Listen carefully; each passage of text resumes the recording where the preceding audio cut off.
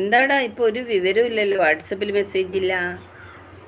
നെച്ചു ചേച്ചീനൊക്കെ മറന്നുപോയില്ലേ? ശ്യാമു വന്നോ?